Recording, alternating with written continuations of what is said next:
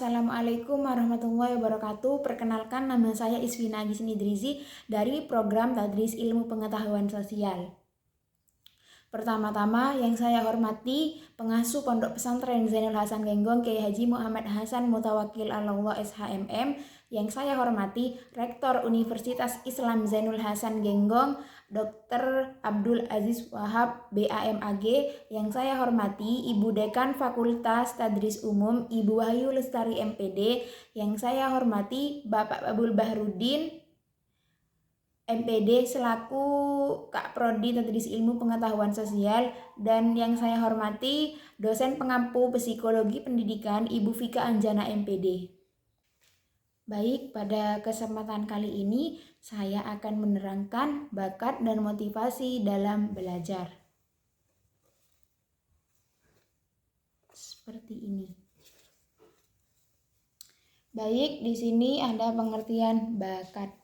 Bakat adalah kemampuan yang dimiliki seseorang sebagai potensi yang masih perlu dikembangkan lebih lanjut. Jadi setiap orang itu sudah memiliki bakat, dan pengertian bakat sendiri itu adalah kemampuan atau potensi yang harus dikembangkan tindak lanjut. Terus di sini ada jenis-jenis bakat.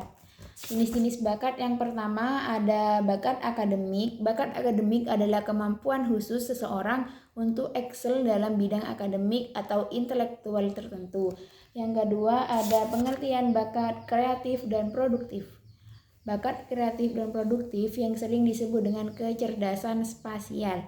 Kemampuan spasial adalah kemampuan seseorang untuk memahami, mengelola, dan menggunakan informasi dalam bentuk visual ruang. Yang selanjutnya ada bakat seni dan musik.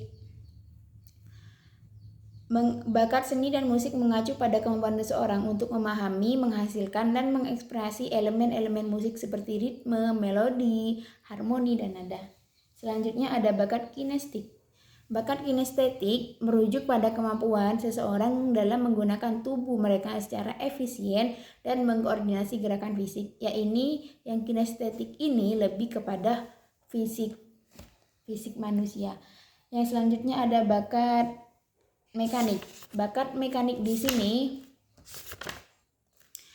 adalah kemampuan seseorang yang memahami bekerja dengan dan memperbaiki perangkat mekanis mesin atau peralatan teknik. Jadi bakat mekanik di sini yaitu merujuk pada seperti mesin-mesin atau peralatan teknik. Selanjutnya ada faktor yang mempengaruhi bakat, itu ada faktor internal dan faktor eksternal. Kalau faktor internal itu faktor bawaan atau genetik dari keluarga-keluarga atau turunan-turunan. Kalau yang kedua itu faktor kepribadian, yaitu yang ada pada diri kita sendiri. Yang selanjutnya ada faktor eksternal. Faktor eksternal di sini ada faktor lingkungan, faktor latihan dan praktek, faktor pendidikan, faktor kesempatan, faktor ketahanan mental dan emosional.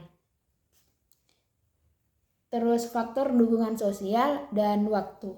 Selanjutnya di sini ada peran bakat dalam belajar.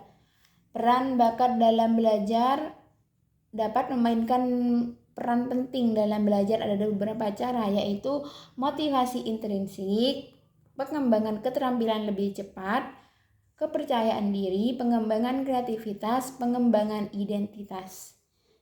Yang selanjutnya, usaha guru dapat mengenal dan mengembangkan bakat siswa, yaitu di sini identifikasi siswa. Yang pertama, identifikasi bakat. Yang kedua, mendorong ekspresi diri. Yang ketiga, menyediakan materi yang relevan. Yang keempat, mentoring. Yang kelima, aktivitas ekstrakurikuler. Yang ketujuh, menyediakan sumber daya. Yang kedelapan, evaluasi dan umpan balik konstruksi. Yang H, fasilitas kolaborasi. Selanjutnya ini ada pengertian motivasi. Motivasi adalah faktor yang mendorong peserta didik untuk melakukan aktivitas.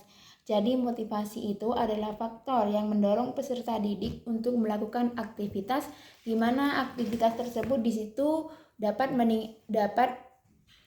mendapat terjalannya suatu tujuan. Selanjutnya di sini ada fungsi, tujuan dan tujuan motivasi pembelajaran. Yang pertama, mendorong siswa untuk belajar. Yang kedua, menentukan arah dan tujuan belajar.